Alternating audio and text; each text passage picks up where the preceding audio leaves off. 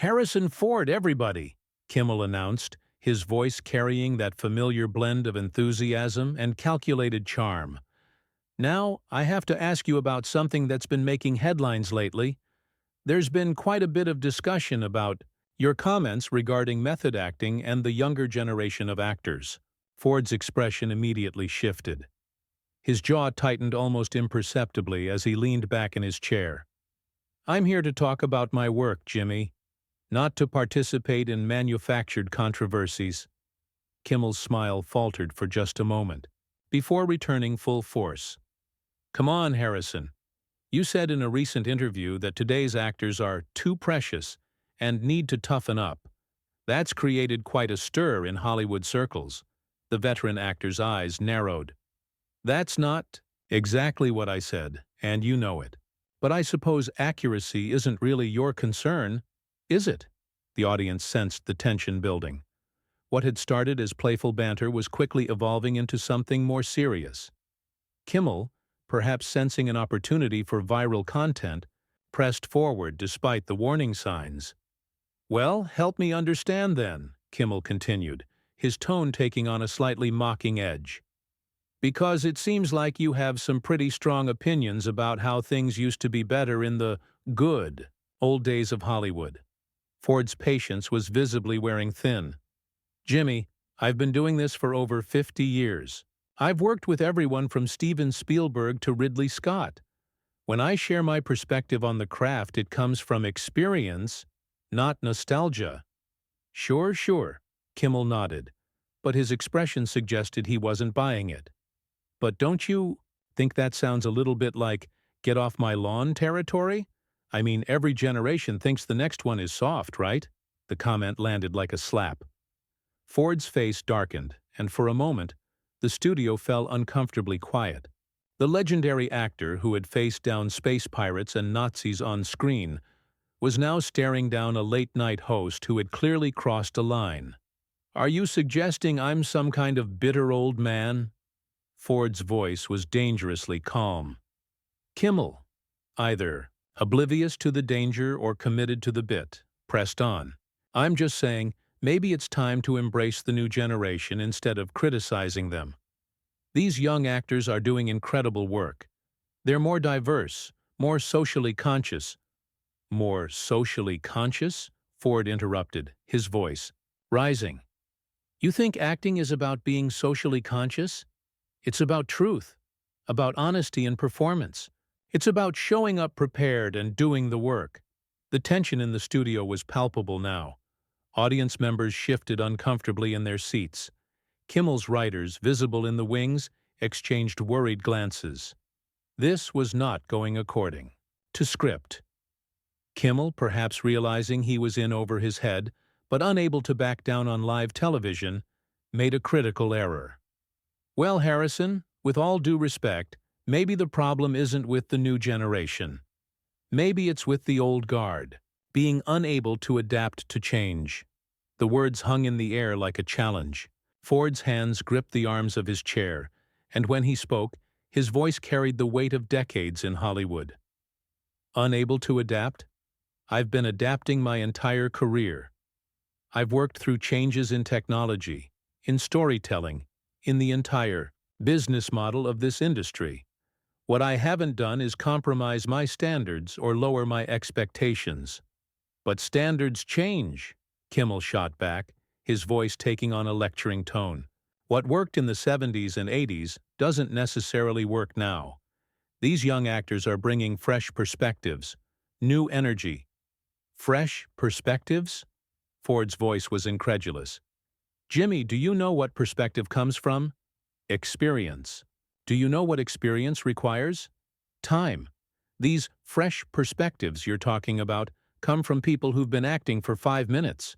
The audience was completely silent now, watching what felt like a car crash in slow motion. Kimmel, cornered and seemingly unable to gracefully exit the conversation, doubled down with a comment that would prove to be his undoing. Maybe that's exactly what Hollywood needs, though. Less of the old boys club mentality and more openness to new voices and new ways of doing things. Ford's reaction was immediate and explosive. He stood up abruptly, his chair rolling backward. "Old boys club?" His voice boomed across the studio. "You think that's what this is about?"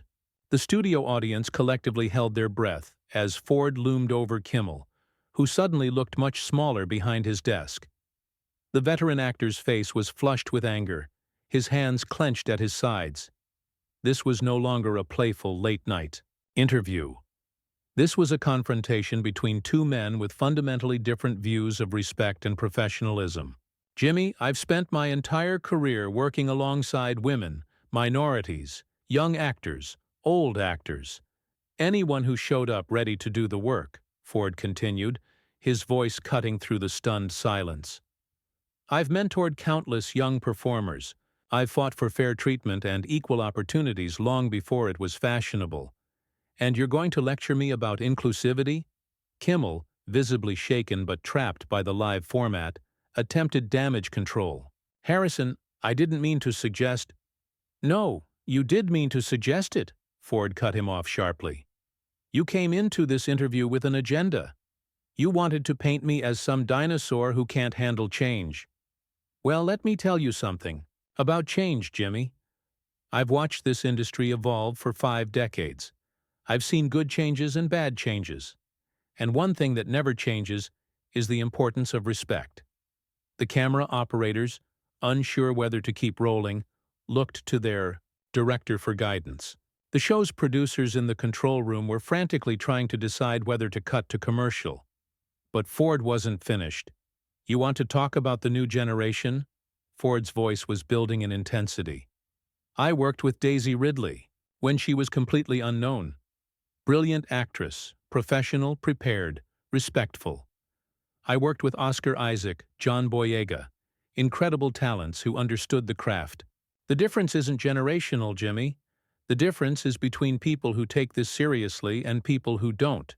Kimmel, sweating now under the studio lights, made another fatal miscalculation. "Harrison, I think you're overreacting.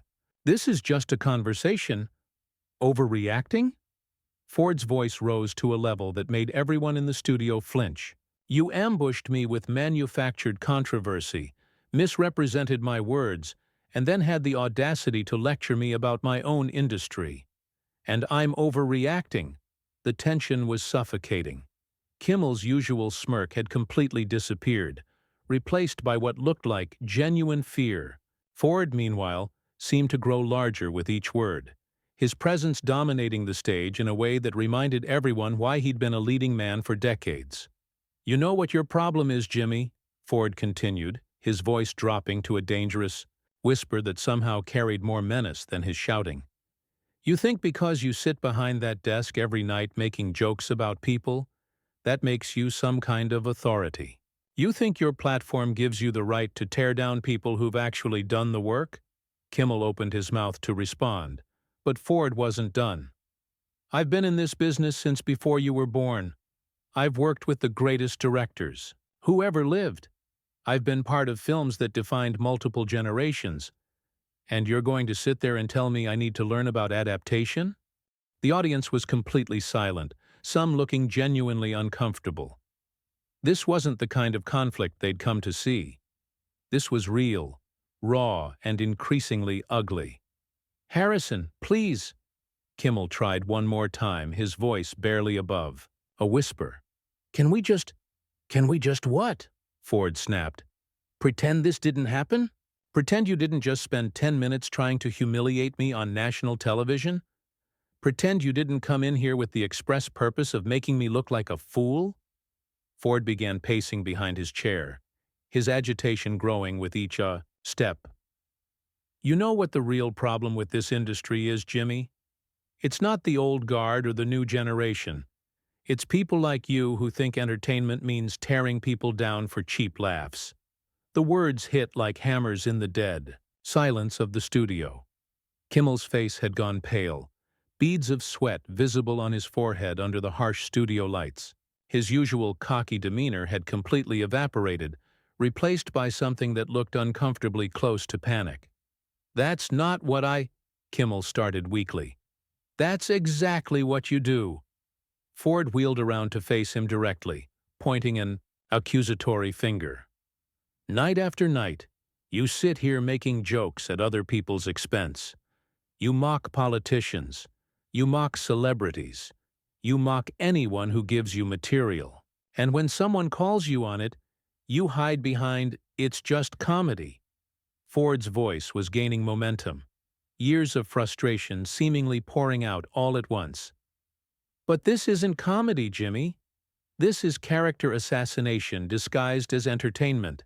You brought me here under false pretenses, then tried to make me look like some bitter has-been for your audience's amusement." The control room was in chaos. Producers were screaming into headsets, trying to decide whether to cut the feed. The show's director was gesturing frantically, but the camera operators seemed frozen, unable to look away from the train wreck unfolding. Before them, Kimmel made one final desperate attempt to regain control. "Harrison, I think there's been a misunderstanding. If you could just sit back down, we can—" "Sit back down?" Ford's laugh was harsh and bitter. "So you can continue this ambush? So you can ask me more loaded questions designed to make me look foolish? I don't think so." The veteran actor stepped closer to Kimmel's desk, and the host instinctively pushed his chair back. "You want to know about professionalism, Jimmy? A professional would have done their homework. A professional would have asked honest questions about my work, my craft, my experiences. A professional wouldn't have turned this into a cheap hit piece." Ford's voice dropped to a menacing whisper that somehow carried more weight than his earlier shouting. "But you're not a professional, are you? You're a parasite. You feed off other people's accomplishments and failures for your own gain." The audience was completely silent now. Some people visibly uncomfortable, others seemingly transfixed by the raw emotion on display. This wasn't the sanitized, pre-planned drama of reality TV. This was real conflict between two powerful personalities, and it was ugly. "I've been gracious to this show before," Ford continued, his pacing becoming more agitated. "I've come on here, played along with your bits, laughed at your jokes, even when they weren't funny. I showed you respect because that's what professionals do. But respect is a two-way street, and you just burned that bridge." Kimmel's mouth opened and closed several times, but no words came out. He looked like a man who had finally realized he was in over his head, that he had picked a fight with someone far more formidable than he'd anticipated. "You know what the saddest part is?" Ford stopped pacing and fixed Kimmel with a stare that could have melted steel. "You had an opportunity here. You had one of the last living legends of Hollywood sitting right there, ready to share stories, insights, experiences that your audience would never hear anywhere else. And instead, you chose to turn it into a circus." Ford shook his head in disgust. "I've worked with the greatest entertainers who ever lived. Johnny Carson, who understood that his job was to make his guests look good. Dick Cavett, who asked intelligent questions because he was genuinely curious about the answers. Real professionals who understood that the guest is not the enemy." The comparison to Kimmel's predecessors was devastating, and everyone in the studio knew it. Kimmel looked like he wanted to disappear into his chair, his usual smugness completely gone. "But you?" Ford's voice rose again. "You're not fit to shine their shoes. You're a petty little man who gets his kicks from trying to embarrass people who are better than you." The words hung in the air like an executioner's axe. Ford stood there, chest heaving with anger, while Kimmel sat frozen behind his desk, looking smaller and more pathetic by the second. The studio audience was dead silent, unsure whether to applaud, boo, or simply flee. Ford took a deep breath, seemingly trying to compose himself, but the fire in his eyes never dimmed. When he spoke again, his voice was controlled but carried the weight of absolute finality. "You know what, Jimmy? I've wasted enough of my time here." Ford began removing his microphone with deliberate, measured movements. "I came here as a courtesy, to promote my work, and maybe share some stories with your audience. But I won't sit here and be insulted by someone who mistakes cynicism for wit." Kimmel finally found his voice, though it came out as barely more than a croak. "Harrison, please don't leave. We can work this out. Work this out? Ford's laugh was sharp and humorless. The only thing that needs working out here is your understanding of basic human decency.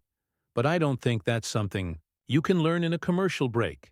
The veteran actor placed his microphone on the coffee table with a decisive click that seemed to echo throughout the silent studio. I've been in this business for over 50 years, and I've never walked off a set. But there's a first time for everything. Ford straightened his jacket and looked directly into the main camera, his voice carrying the authority of someone who had commanded screens for decades. To the people watching at home, I apologize that you had to witness this. You deserved better entertainment than watching a grown man try to tear down someone for sport. He turned back to Kimmel one final time, his expression a mixture of disappointment and disgust. And Jimmy, when you're sitting here tomorrow night making jokes about this, remember one thing. I didn't storm off because I couldn't handle criticism. I left because I have standards. The studio was so quiet you could hear the hum of the cameras. Ford began walking toward the exit, his footsteps echoing in the cavernous space. Kimmel, desperately trying to salvage something from the wreckage, called out behind him. Harrison, come on! Don't be like this. It's live television. These things happen. Ford stopped at the edge of the stage and turned around slowly, his face a mask of controlled fury. These things happen? No, Jimmy. These things don't just happen. You made them happen. You planned this ambush. You executed it poorly, and now you want to act like it's some kind of accident? The legendary actor's voice rose one final time, carrying across the studio with the power of someone who had spent decades projecting to the back rows of theaters. You want to know the difference between the old Hollywood and the new? In the old Hollywood, we had something called class. We treated each other with respect, even when we disagreed. We understood that this business was built on collaboration, not destruction. Ford's eyes swept across the stunned audience before returning to Kimmel. But you wouldn't understand that, would you? Because you've never created anything meaningful. You've never built anything lasting. You just tear down what others have built and call it entertainment.